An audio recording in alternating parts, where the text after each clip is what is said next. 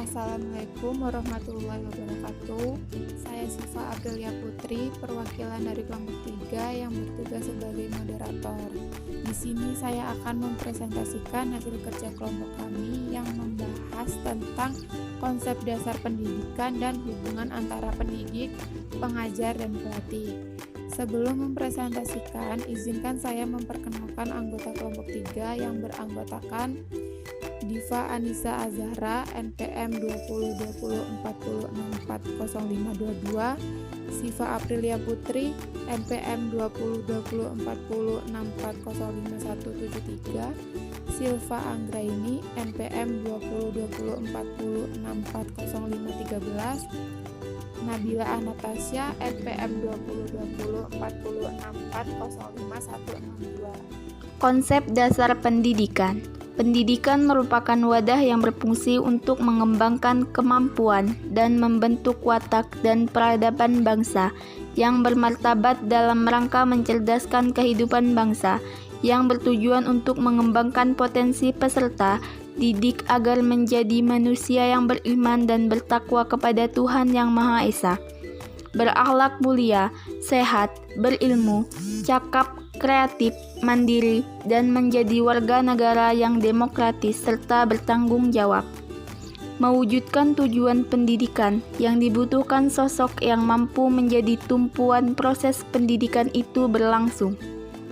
Guru merupakan sosok yang dibutuhkan dalam mewujudkan tujuan tersebut sebagai tenaga profesional yang mengajar, mendidik, melatih, menilai, dan peserta didik, sehingga sosok guru yang dibutuhkan dalam dunia pendidikan. A. Pengertian ilmu pendidikan. Kata ilmu dalam bahasa Arab ilm, yang berarti memahami, mengerti, atau mengetahui.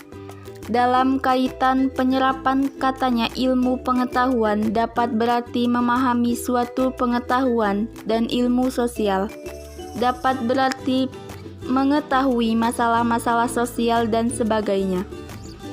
Menurut istilah, ilmu adalah yang sistematis atau ilmiah.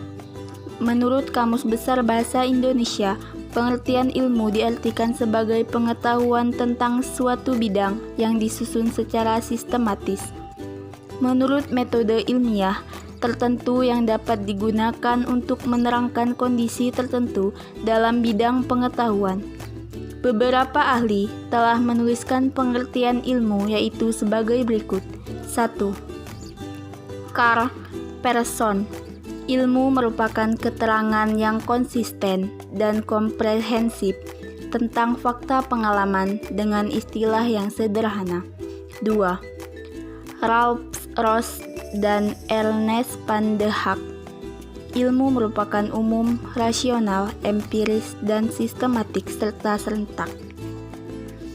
B. Fungsi ilmu pendidikan. Ilmu pendidikan mempunyai fungsi sebagai perantara dalam membentuk masyarakat yang mempunyai landasan individual, sosial, dan ensure. Pada skala mikro, pendidikan bagi individu dan kelompok kecil berlangsung dalam skala ensure terbatas, seperti antara ensure sahabat antara seorang guru dengan satu atau sekelompok kecil siswanya, serta dalam keluarga antara suami dan istri, antara orang tua dan anak, serta anak lainnya. Pendidikan dalam skala mikro diperlukan agar manusia sebagai individu berkembang semua potensinya dalam arti perangkat pembawanya yang baik dengan lengkap. D. Peran guru sebagai pengajar. Mengajar merupakan satu tugas seorang guru yang harus dilaksanakan dengan baik karena dalam tugas mengajar, guru dan mentransformasikan ilmu pengetahuan yang dimilikinya kepada peserta didik. Dengan membangunnya baik, maka ilmu pengetahuan yang diberikan akan terserap dengan optimal oleh peserta didik. E. Peran guru sebagai pembimbing. Guru berusaha membimbing siswa agar dapat menemukan berbagai potensi yang dimilikinya. membimbing siswa agar dapat mencapai dan melaksanakan tugas-tugas perkembangan mereka, sehingga dengan ketercapaian itu ia dapat tumbuh dan berkembang sebagai individu yang mandiri dan produktif.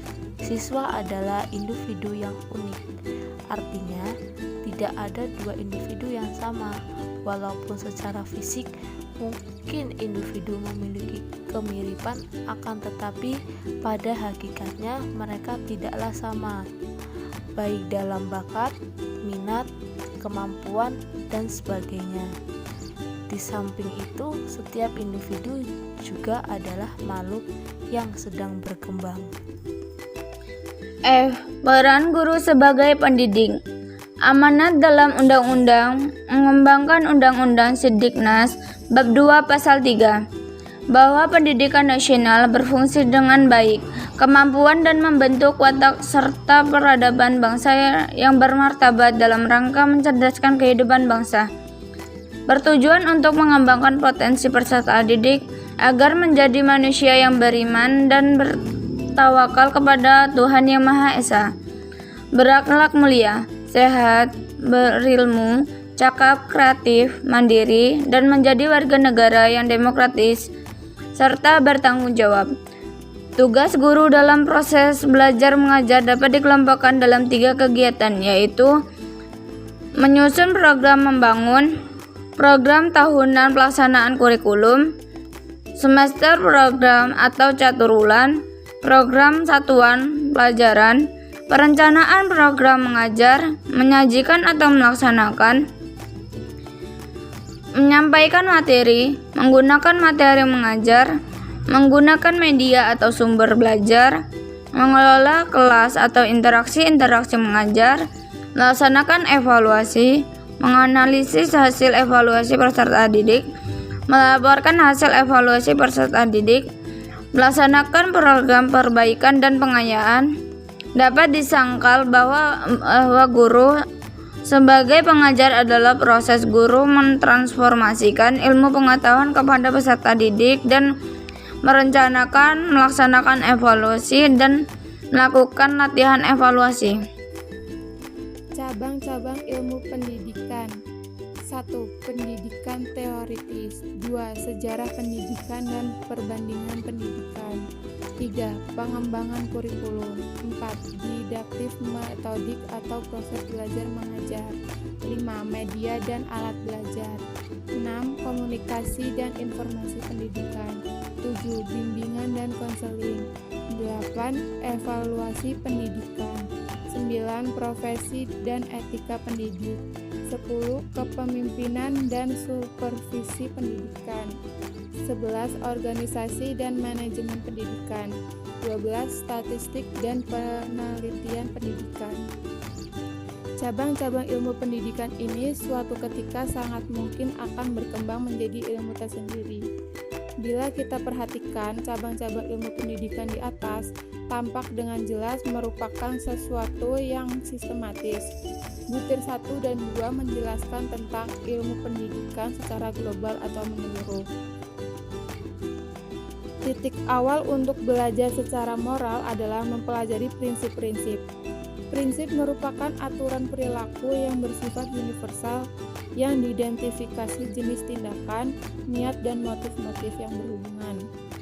Dalam memutuskan apakah hal-hal seperti peta, mengukur, dan ingkar janji merupakan tindakan yang prinsip, maka pada setiap individu bergerak melalui 3 tahapan penalaran proses moral.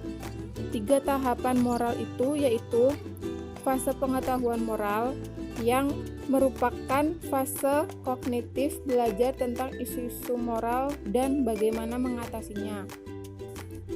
Fase perasaan moral yang merupakan dasar dari apa yang diatur tentang dirinya sendiri dan orang lain. Fase bertindak secara moral yaitu bagaimana orang bertindak berdasarkan nilai dan apa yang diketahui. Sekian dari kami. Jika ada kesalahan kata, kurang lebihnya kami mohon maaf. Wassalamualaikum warahmatullahi wabarakatuh.